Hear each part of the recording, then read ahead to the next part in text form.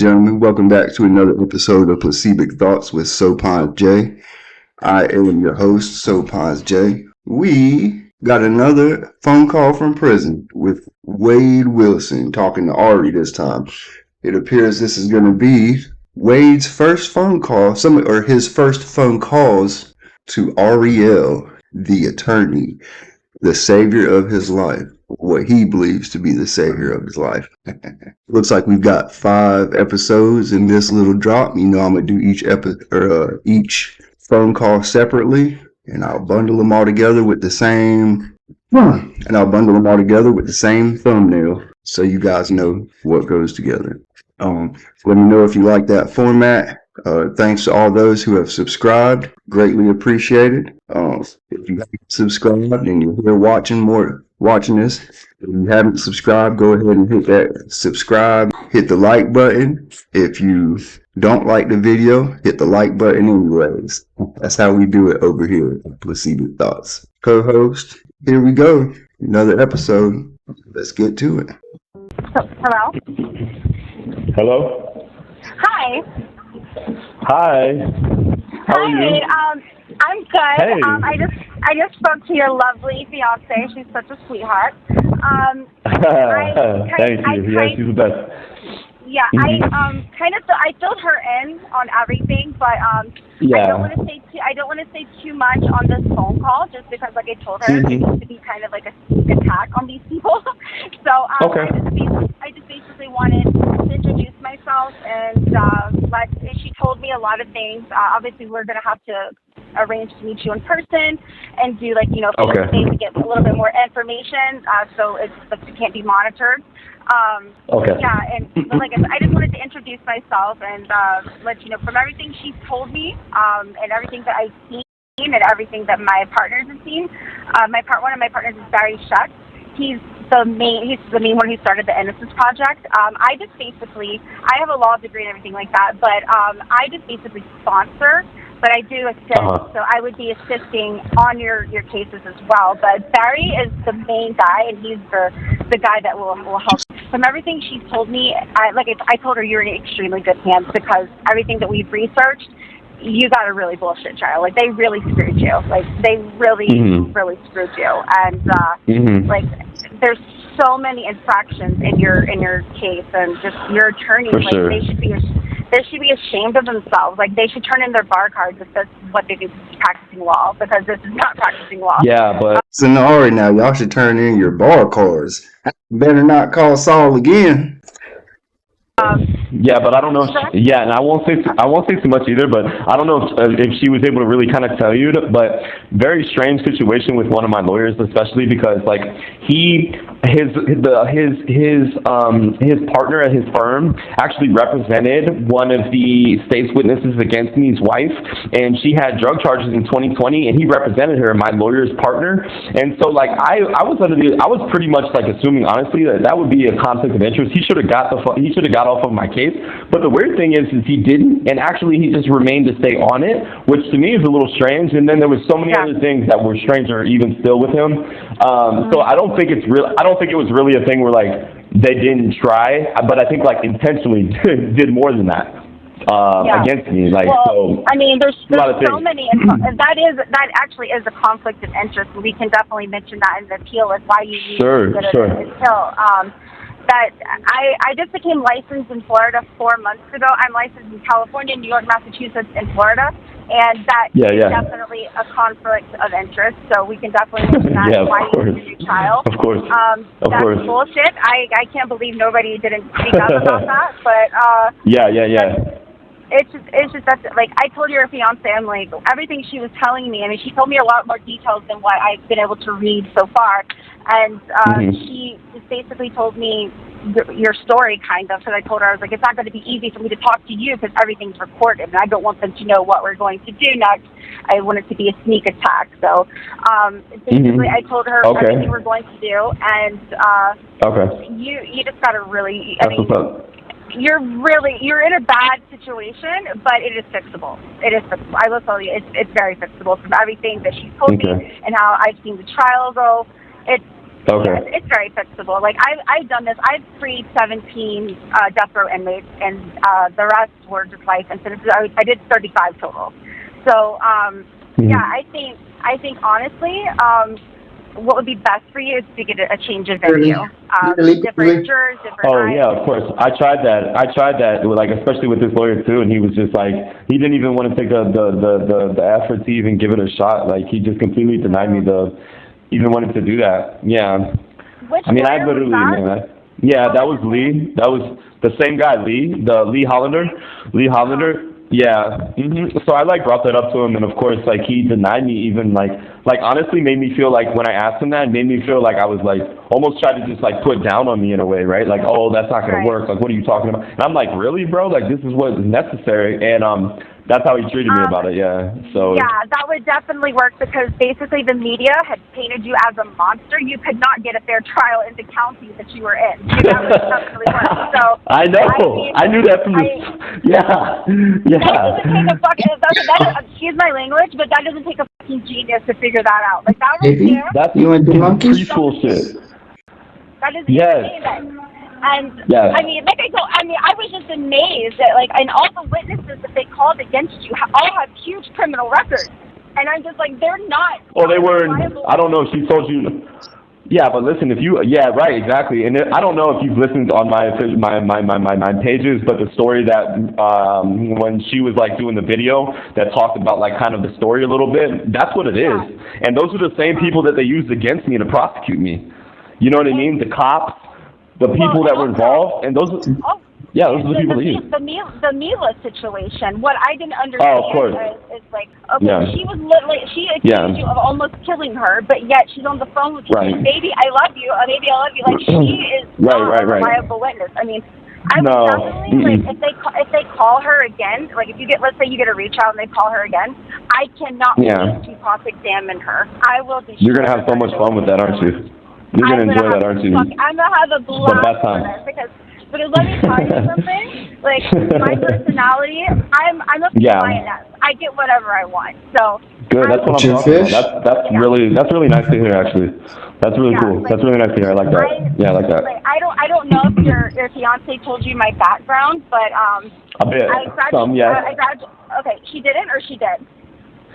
She did some, yes. What was available, I believe that she had that she told me, yeah. Yes. Okay. Well, yeah, like I graduated from Harvard and with a business degree and also a law degree, and I ended up getting licensed in multiple states. But at first, I didn't want to practice law. I started a clothing company, and it became a Fortune 500 company. It grossed $2.6 billion a year in Nordstrom.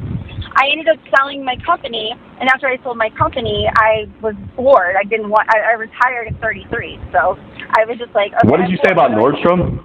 What did you say about Nordstrom? Nordstrom bought my clothing line. Oh, they bought your clothes. Wow. Because Nordstrom's, like, that was the store that sold my clothes, and we grossed like $2.6 billion for them a year. So they wanted to buy. Oh, wow. Just a little bit. That was good. Yeah, just a little bit. Okay, cool. That was good. Good job. And they were like, they wanted to buy my stock, and I kept holding on to it because my stock kept getting bigger and bigger. That's what happens with business. Hold on to your stock, it grows more and more and more. So I did that for 10 years. I love how this dumb tries to school Wade on how business works. You know, that's how business works. You hold your stocks longer and longer, and they just get worth more and more. Is it? Well, then, it's amazing that people lose money in stocks every day. If only they knew to hold it forever, and it just gets more and more. Stocks definitely don't work as simply as you hold on to them and you increase in life. That's definitely not that simple. Did it for 10 years, and after I sold it, I was like, well, what do I do now? Because I'm retired, I have the means to do stuff, and I started sponsoring a lot of, like, legal cases because I was into law, and I met Barry. Yeah. Barry is O.J. Simpson's attorney, and he was like, you can use your sponsorship. He's like, this is a good thing, and so I started doing that with him, and that's what I do now. I also do a podcast, and so, like, I will get your image out there, and, like, basically, we need to create a new image of you because the media is seeing one thing, but we need to, like, show them, like, you're actually human. Okay. You're actually a person. And, I mean, we have a lot of people, like, I told your fiance the total cost of everything for like doctors and media and stuff like that, it would be $600K. But I already paid that for Barry for the handling the case, so you guys don't have to pay for anything. It's pro bono, and it's this project is pro bono. So I let her know that like up front. That's what I do. I donate money for this. I've done this 35 times, and each time that I've worked on the cases, we've won them. So, I donated everything. I did that yesterday once I talked to your fiance and I started reading more because I think like everything like she's told me. I'm not a naive person, and people can't fool me. But like, I literally, like, I believe you're innocent, because your child. I didn't do this. So, I didn't hurt anybody. I didn't do this. I really didn't. I really didn't do this. I didn't. Interrogations on the regular. I watch at least one interrogation every single day for the past few years. Some days I might watch 5 interrogations. I've never heard somebody sound more guilty when they say, yeah, I didn't do this, than Wade Wilson just did. God, that man sound guilty as heck. I'm going to replay that real quick. I didn't hurt anybody. I didn't do this. I really didn't. I really didn't do this. I didn't hurt anybody. I didn't do this. I don't know. No, I feel sorry for the families of the victims, man, that they have to, they probably can't even watch YouTube because of this fool and all the attention that he gets. It probably makes them sick to their stomach. I could imagine. I just feel bad for the family of the victim, man. And I didn't hurt anybody. Once I meet you and look into your eyes and you tell me you didn't do it, I will be able to tell. So nobody can lie to me. Nobody can lie to me. So like I said, I told your fiance it's. And I look. You know what? I really look forward, honestly, to just being able to sit in front of you and talk to you. You can look me in my eyes. You can look at my whatever you want, but just that's good and all. But just to be able to talk to you would be really nice. And like I am so grateful for you even doing this. Like for me, like all of that is great. Everything else is so good, but thank you. Like literally, like don't thank me yet. Thank me when I get you free. That's the only time I want you to thank me. I'm gonna do more than just thank. I'm gonna do more than just thank you. I'm gonna give you a big hug too. I'm gonna give you a real big hug, big old hug. I'm gonna lift you off your feet. I'm gonna give you a big hug, big hug. I'll say that more than just lift you a big hug. I got to. I will. Oh my God, you're funny. You're hilarious. like I told your fiance, she was thanking me. She was like, oh, thank you. I was like, don't thank me yet. Thank me when we get him free. That's because I don't want to. I haven't done anything. I've only provided the funds. That's all I've done. That's all you've done? Oh, that's all you did, huh? Just provided the funds. That's all you did. I feel like I should thank you for that, at least. Shit. I'll thank you more later, right? You know what? Like I said, thank you when we get you free. Because right now I haven't done anything for you yet. And I told your fiance that we will arrange something else. You're incredible. Yes. Yeah. We will. I told your fiance we'll arrange to meet you after your sentencing because that's when we can take over. We can't take over right now because we have active attorneys. Sure. But Sure. She said absolutely. she had your power of attorney, and she said she can sign documents for you. Is that okay? Awesome. That is true. Yeah, for sure. That's true. We're gonna send her all the paperwork so she can fill it out for you, and but you're gonna still have to sign one paper, and that's when we'll have to meet you in person for it. Oh, baby. Then we can act as your attorney to file an appeal, you. And I know she said something about you wanted to be in protected custody, correct? Yeah, that's necessary because these guys that I'm putting out there, and then I had to put them out there because they set me up, and there's no way around it, and I need my life back. But at the same time, in doing so, it's very, very dangerous to a lot of people. They tried to kill my parents, right? Did she tell you about that? Yeah, she told me. Did you know that? that? And see that? Yeah. Told me about that. Yeah, this is real stuff. This is serious stuff. Yeah, and I mean that's not a coincidence. That's not a coincidence. Anybody would. And it was more than one. It was more than one house too. It was my parents, and it was somebody else's house that I had connections with in West Palm Beach 3 months after that. My parents. They're her apartment. Ex-girlfriend, right? It was an ex-girlfriend. Yeah, it was her apartment that got. Yeah, her apartment got set down on fire, set to the ground on fire 3 months after my parents' house, and her and a dog made it out, but one dog died in the house in the fire. Yeah, it was a lot of stuff, man. So if I go to prison, if I get death row, fine, I'll be in the cell by myself. But if I get life, I'm gonna absolutely need to be on protective management or something like that, protective custody or something like that. I agree. And no way your around attorneys haven't even tried to file that? They haven't even tried to say, okay, well, we're going to give you protective custody. You haven't mentioned anything like that? No. I can't even talk to them. So I hate to tell old Wade. Well, I don't hate to tell him. I love to tell old Wade Wilson. But even in segregation, you can still get touched, homie.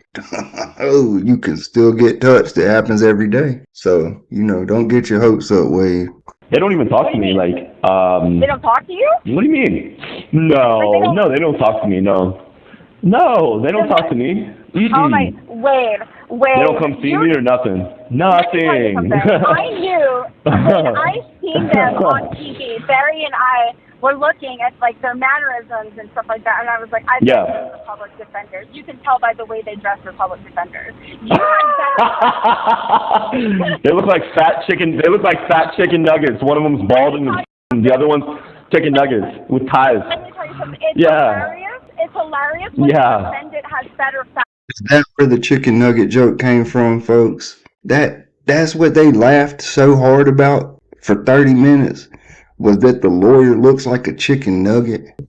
Than the lawyers. You look more like an Whoa. It's true. I'm sorry. What are you saying? Are you saying my style was on point? Was I on point? My style was decent. At least better than this. At least better than this. I'm a fashion designer, so I will tell you your style was on point. Your style was on point. You had these colors, and then they were just Right. they were like, you look like Dude, they look like they. background. You know what they look like too? They look like they just walked out of Marshalls or Ross. Yeah. Right? No, not even Right? Marshalls. More That's- like Walmart. Ross used to hold it down back in the day for me, man. I wish Ross was around when I was in school. Well, he used to poor, so Ross would have saved the day. God, man, I used to wear. Y'all remember those nylon pants? Y'all remember them back in the day? They were popular for a little bit. It's like way back in the day. If you ain't older than 30, you ain't gonna remember. But anyway, nylon pants used to be real popular. Not really. They had their season. But my mom, I think there was a store that had like 2 for $10 or 2 for 15 or something like that. Nylon pants, and man, that's all I wore at school was nylon pants. I was so tired of wearing nylon pants. Oh my God! Every time I come walking down the hallway, cause it rub your legs rub together. Man, hey, my mama used to get like blank Hanes t-shirts and iron pictures on them. You know what I'm saying? It'd be like the corniest damn graphics, man. She would iron graphics and t-shirts. Got school pictures wearing my uncle's Marlboro t-shirt. You remember they used to have Marlboro knives on the cigarette packs? This when I was a little kid. They used to get t-shirts since my uncle smoked 3 packs of Marlboros a day. And, school picture. No haircut. Wearing faded 2 sizes too big Marlboro t-shirt. My school picture. I'm talking about poor, man. We was poor. Wouldn't trade it for nothing, man, because going through them times made me the man I am today. It made me tough, It made me appreciative. I'm grateful, how grateful I should be and how blessed I am to have what I have, I don't deserve it. I don't do nothing special. But, we was poor. They're like Walmart. You're funny as fuck. Yeah. Yeah. That is not attractive. Oh my God. Right. I told her Right. that. I told her your fiance. You have 1 minute remaining. That's so funny you said that. No. The calls are 15 minutes, Ari. I'm sorry, what? No, you're good, Ari. The calls will just go for 15 minutes. I can call you back now. I can always call you back. There's a limit on the calls, 15 minutes, and you have to call back. Would you like for me to call you back? Yeah, because I have like Okay, an hour that yeah. I'm free, so yeah. Yeah, I'll call you back, yeah. You were just looking, you were like, what? I'm out of money already? Is that what you were doing? Yeah. This guy's expensive to talk to. That would be insulting. Like, I'm not gonna but like, I'm a billionaire. I'm not joking with you. I'm a billionaire. Like, on Right. Twitter and in my bank. And it's like, Yeah. I'm out of money. That's insulting to me. That's very Holy shit. No, I'm going to call you right back. I think we're good. A wealthy person that I can remember off the top of my head right now that's been like, oh well, I'm a millionaire, so I don't really worry about stuff like that. Like, people with money usually don't really brag like that, that's people who don't have money who get money. That's the trait, you know. But people who are just used to having money don't really brag about having money. Also, it's like you don't see millionaires. Granted, you do, but you don't see wealthy people. Now, there's a difference between being rich and wealthy. Okay, you don't see wealthy people wearing a bunch of gaudy, blinged out jewelry and stuff like that because they don't have a need to let you know. There's not a need for that. You know, they don't feel it's a poor people thing. Or, you know, people with a poor background. Most of the time, I'm not saying all the time, but it's that kind of psychology when you have had nothing. That it's like, oh, I want to show people I finally have something. But people who grew up in families that already were well off, they don't feel the need to show people. It's just a different mindset. So that's a red flag right there. If you ask me. Call. I'll give you a call right back, like right now. I'll just hang up and dial you right back. Give me like 10 seconds. I'll be right back to you. Okay, Ari? All right. Bye-bye. What you guys think about that, huh? Ray Wilson's really feeling it, man. He is excited. He's about to be free.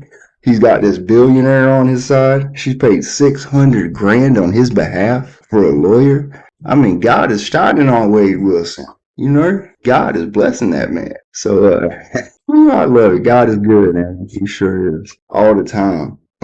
Anyways, that's the first call. We got a few more to go. So that's the show. First off, I'd like to thank everybody who subscribed.